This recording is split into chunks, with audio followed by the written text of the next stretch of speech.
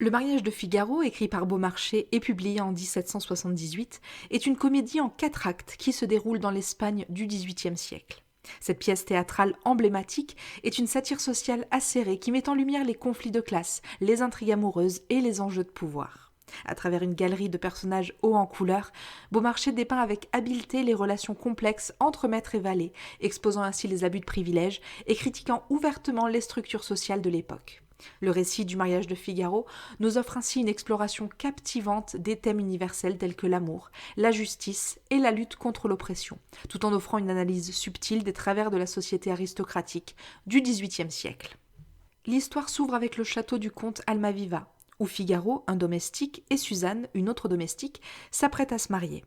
Suzanne soupçonne que le comte les a placés dans une chambre proche de la sienne, car elle pense qu'il cherche à avoir une liaison avec elle depuis un petit moment. Elle et son fiancé, Figaro, tentent alors d'élaborer un plan leur permettant de piéger le comte. Plus tard, le docteur Bartolo et Marceline viennent réclamer la dette de Figaro envers cette dernière. Figaro a promis par écrit que s'il n'était pas en mesure de rembourser sa dette, il épouserait Marceline. Celle-ci et Suzanne se disputent avant d'être interrompues par le page du comte, Chérubin, renvoyé à l'instant pour s'être caché dans la chambre de la comtesse avec une servante. Le comte tente alors de séduire Suzanne, qui refuse ses avances, et il apprend, furieux, la rumeur lancée par Figaro, selon laquelle elle aurait une liaison avec Chérubin. Dans la chambre de la comtesse, Suzanne raconte à sa maîtresse ce qu'il s'est passé. Figaro entre alors et ensemble, ils conçoivent un plan pour déguiser Chérubin en Suzanne et lui faire rencontrer le comte ce soir-là. Alors qu'il commence à l'habiller, le comte frappe à la porte et Chérubin doit se cacher.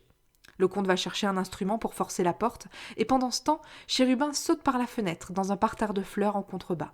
Suzanne prend alors sa place dans le dressing, de sorte que lorsque le comte parvient à ouvrir la porte, c'est Suzanne qui se tient là. Suzanne et la comtesse redoublent alors d'efforts pour démasquer le comte dans son infidélité. En parallèle, le procès de Figaro commence. Figaro y révèle avoir été volé à ses parents biologiques, mais Marceline reconnaît instantanément la cicatrice en forme de homard qu'il a sur le bras. Figaro est bien le fils qu'elle a eu avec le docteur Bartolo, et le mariage forcé est oublié. Suzanne donne également à Figaro l'argent qu'il doit à Marceline, que la comtesse lui a donné. Elle et Suzanne écrivent ensuite une lettre au comte, l'invitant à rencontrer Suzanne dans le jardin ce soir-là. Figaro épouse Suzanne et Marceline épouse Bartolo. Après la cérémonie, Figaro voit le comte lire la fausse lettre de Suzanne et la soupçonne d'avoir une liaison.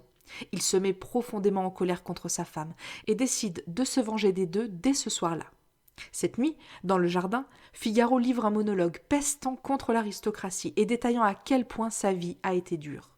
Il convoque un groupe d'hommes pour l'aider à appréhender Suzanne et le comte, et la comtesse et Suzanne arrivent alors, habillées l'une en l'autre. La comtesse s'en va avec le comte, déguisé en Suzanne, et lorsque la vraie Suzanne est laissée seule, Figaro tente de riposter en ayant une liaison avec la fausse comtesse, mais se rend vite compte qu'il s'agit de sa femme. Il rit alors de bon cœur à la farce, et l'infidélité du comte est ainsi mise à jour. Et c'est tout pour ce résumé court du mariage de Figaro de Beaumarchais. Merci beaucoup de l'avoir suivi. Pour aller plus loin, je vous invite à découvrir notre résumé complet et détaillé de l'œuvre, toujours sur tonlivre.fr. Et si vous avez aimé ce programme, n'hésitez pas à nous laisser la meilleure note et à vous abonner pour accéder à tous nos futurs épisodes. À très vite!